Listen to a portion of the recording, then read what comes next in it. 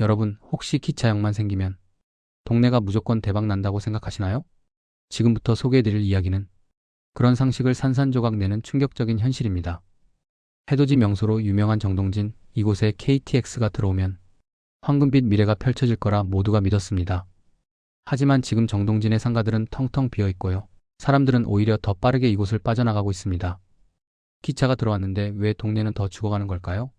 오늘은 이 놀라운 역설의 비밀을 함께 파헤쳐 보겠습니다. 정동진은 한때 대한민국 최고의 해돋이 명소였습니다. 1990년대 드라마 모래시계로 전국적인 인기를 끌었고요. 수많은 관광객들이 기차를 타고 이곳을 찾아왔습니다. 바닷가에 바로 접해 있는 기차역이라는 독특한 매력 덕분에 정동진은 특별한 여행지로 사랑받았습니다.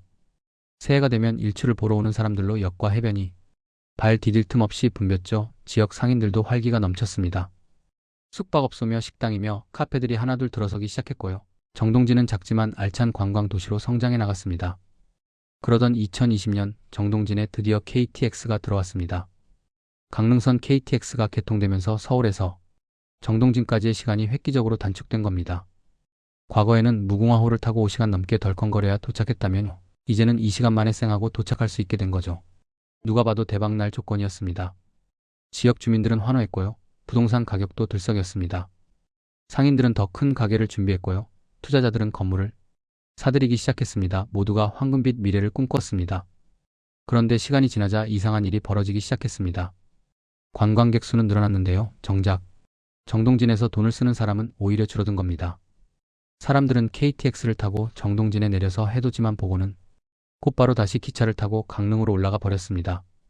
강릉에는 커피 거리가 있고요. 맛있는 맛집들이 즐비하며 깔끔한 호텔과 펜션들이 가득했으니까요. 정동진은 그저 잠깐 들렀다 가는 경유지로 전락하고 말았습니다. 과거에는 기차가 느려서 어쩔 수 없이 정동진에서 하룻밤을 자고 가야 했는데요. 이제는 빠른 기차 덕분에 곧바로 더 좋은 곳으로 이동할 수 있게 된 겁니다. 숙박업소 주인들은 한숨을 쉬었습니다. 예전엔 주말만 되면 방이 다 차서 예약을 받지 못할 정도였는데요. 이제는 텅텅 비어있는 날이 더 많아졌습니다. 식당들도 마찬가지였습니다. 점심 한 끼 먹고 가던 관광객들도 이제는 간단한 간식만 사들고 강릉으로 올라가 버립니다. 카페 사장님들은 커피 한 잔 팔기도 힘들다고 하소연합니다. 정동진에 머무를 이유가 사라진 겁니다. KTX라는 빠른 교통수단은 사람들을 정동진으로 데려다 주었지만요. 동시에 더 빠르게 다른 곳으로 빼앗아 가버렸습니다. 이런 현상을 경제학에서는 빨대 효과라고 부릅니다. 컵 속의 음료를 빨대로 쭉 빨아들이듯이요. 큰 도시가 작은 도시의 사람과 돈을 빨아들이는 현상을 말하는 겁니다. 교통이 편리해지면 당연히 좋은 거 아니냐고 생각하실 수 있습니다. 맞습니다. 이동이 편해지는 건 분명 좋은 일입니다. 하지만 그 편리함이 누구에게 더 유리하게 작용하는지가 핵심입니다. 작은 지역과 큰 지역이 빠른 교통으로 연결되면요. 사람들은 당연히 더 많은 것을 제공하는 큰 도시로 향하게 됩니다. 강릉에는 정동진보다 훨씬 다양한 볼거리가 있고요. 맛집도 많고요. 쇼핑할 곳도 많습니다. 똑같이 이 시간을 투자해서 이동한다면요. 당연히 더 많은 걸 즐길 수 있는 곳을 선택하게 되는 게 인간의 본능입니다. 그렇다면 이런 빨대 효과는 정동진에만 나타나는 특수한 현상일까요? 아닙니다. 전 세계 어디서나 나타나는 보편적인 현상입니다. 특히 일본에서 똑같은 일이 벌어졌습니다. 1964년 일본은 세계 최초로 고속철도인 신칸센을 개통했습니다. 도쿄와 오사카를 연결하는 도카이도 신칸센은 일본 경제의 기적을 상징하는 프로젝트였죠. 신칸센이 지나가는 지방 소도시들은 모두 환호했습니다. 우리 도시에도 역이 생긴다. 이제 대도시와 연결된다. 경제가 살아날 것이다. 이렇게 기대했던 겁니다. 하지만 현실은 달랐습니다. 신칸센이 개통된 후 일본의 많은 지방 소도시들은 오히려 쇠퇴의 길을 걸었습니다. 젊은이들은 신칸센을 타고 도쿄로 통근하기 시작했고요. 주말이면 쇼핑하러 대도시로 나가버렸습니다. 지방 도시의 백화점과 상점가는 하나둘 문을 닫았고요. 인구는 점점 줄어들었습니다. 물론 모든 지방 도시가 망한 건 아닙니다. 신칸센 정차역 주변에 강력한 산업 기반이나 독특한 관광 자원을 갖춘 도시들은 살아남았습니다.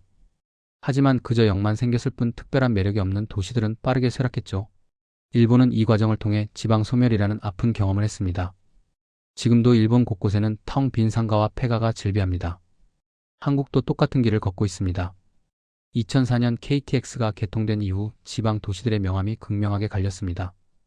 대전이나 대구처럼 자체적으로 큰 경제권을 형성한 도시들은 KTX 효과를 톡톡히 받습니다. 서울과의 접근성이 좋아지면서 기업 지사가 들어오고요. 젊은 인재들이 유입되었습니다. 하지만 김천이나 구미처럼 중간 규모의 도시들은 어떨까요? KTX역이 생겼지만 사람들은 대구나 서울로 직행해버립니다. 중간에 내릴 이유가 없는 겁니다. 정동진은 바로 이 범주에 속합니다. 작고 아름다운 해변 마을이지만요. 강릉이라는 강력한 경쟁자가 바로 옆에 있습니다. 여기서 중요한 질문을 던져봐야 합니다. 왜 사람들은 정동진에 머물지 않고 강릉으로 가는 걸까요? 답은 간단합니다. 인프라의 차이 때문입니다. 강릉은 지난 몇 년간 엄청난 변화를 겪었습니다.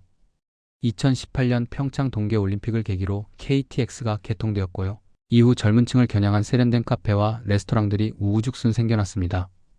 안목 해변의 커피거리는 이제 전국적으로 유명한 명소가 되었고요. 경포대 주변에는 힙한 숙박시설들이 들어섰습니다.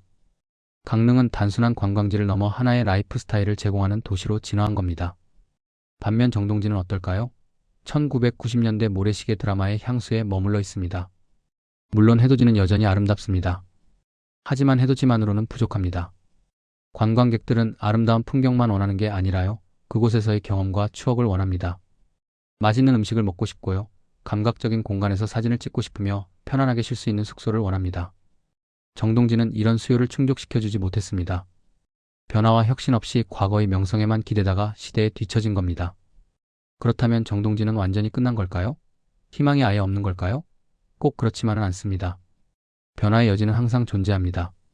하지만 그 변화는 단순히 건물을 짓거나 도로를 넓히는 것만으로는 이루어지지 않습니다. 진짜 필요한 건 사람들이 머물고 싶어지는 콘텐츠입니다. 예를 들어 정동진만의 독특한 문화 콘텐츠를 개발할 수 있습니다. 해변 영화제를 정기적으로 열거나요. 로컬 아티스트들과 협업해서 예술 마을을 조성할 수도 있습니다. 정동진 바다를 배경으로 한 음악 페스티벌을 개최하는 것도 방법입니다. 또한 음식 문화에 투자해야 합니다. 정동진만의 시그니처 메뉴를 개발하고요. 로컬 푸드를 활용한 레스토랑을 유치해야 합니다. 강릉이 커피로 성공했다면요. 정동진은 해산물이나 특색 있는 브런치 카페로 승부를 걸 수 있습니다. 젊은 창업가들을 유치하기 위해 지자체가 임대료 지원이나 창업 보조금을 제공하는 것도 필요합니다. 무엇보다 중요한 건 주민들과 상인들이 함께 머리를 맞대고 정동진의 미래를 설계해야 한다는 겁니다. 위에서 던져주는 지원금만 기다려서는 절대 살아날 수 없습니다. 하지만 현실적으로 말씀드리면요.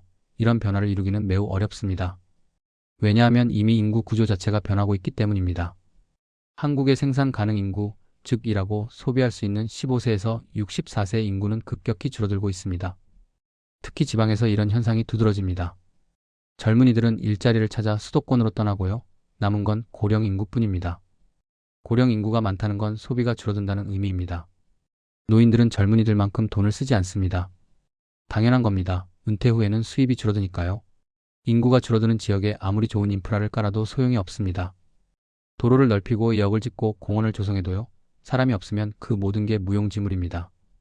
이게 바로 지금 한국 지방이 직면한 가장 근본적인 문제입니다. 정동진의 몰락은 단순히 한 관광지의 쇠퇴가 아니라요. 대한민국 지방 소멸의 축소판인 겁니다. 강원도 산간 지역의 작은 마을들, 전라도 남해안의 어촌 마을들, 경상도 내륙의 농촌 지역들이 모두 비슷한 운명을 맞이하고 있습니다. 그렇다면 우리는 이런 현실에서 어떤 교훈을 얻어야 할까요? 특히 부동산 투자를 생각하시는 분들이라면 반드시 기억해야 할 원칙이 있습니다. 첫째, 교통 호재만 보고 투자하지 마십시오. KTX역이 생긴다, 고속도로가 뚫린다, 이런 뉴스만 듣고 덜컥 땅이나 건물을 사시면 안 됩니다. 그 교통 인프라가 사람을 끌어모으는 역할을 할지 아니면 사람을 빼앗아가는 빨대 역할을 할지 냉정하게 분석해야 합니다. 만약 그 지역이 큰 도시와 가까이 연결된다면요. 오히려 사람들이 큰 도시로 빠져나갈 가능성이 높습니다. 둘째, 인구 구조를 반드시 확인하십시오. 아무리 좋은 개발 계획이 있어도요. 그 지역의 인구가 줄어들고 있다면 투자 가치는 떨어집니다. 통계청 자료를 확인해 보세요. 지난 10년간 인구가 어떻게 변했는지요. 특히 젊은 층의 인구 비율이 어떤지 확인해야 합니다. 젊은 인구가 계속 빠져나가는 지역이라면요. 그곳의 미래는 어둡습니다. 반대로 젊은 인구가 유입되는 지역이라면요. 비록 지금은 낙후되어 보여도 성장 가능성이 있습니다. 셋째, 그 지역만의 독특한 경쟁력을 확인하십시오. 단순히 자연 풍경이 아름답다는 것만으로는 부족합니다. 요즘 시대에 아름다운 곳은 너무나 많습니다.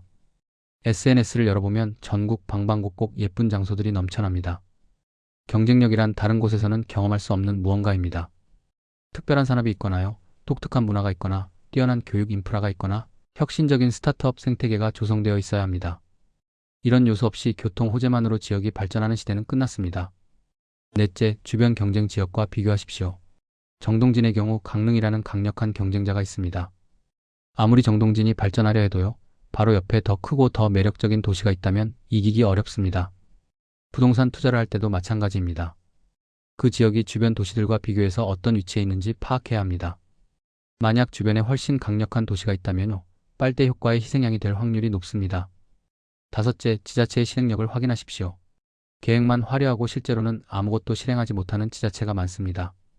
예산을 확보했는지요, 실제로 사업이 진행되고 있는지, 주민과 기업의 참여는 얼마나 활발한지 확인해야 합니다.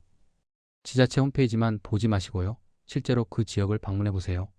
현장에 가보면 계획과 현실의 괴리가 보입니다. 공사장은 돌아가고 있는지요, 사람들의 표정은 밝은지, 빈 가게는 얼마나 많은지, 이런 걸 직접 눈으로 확인해야 합니다.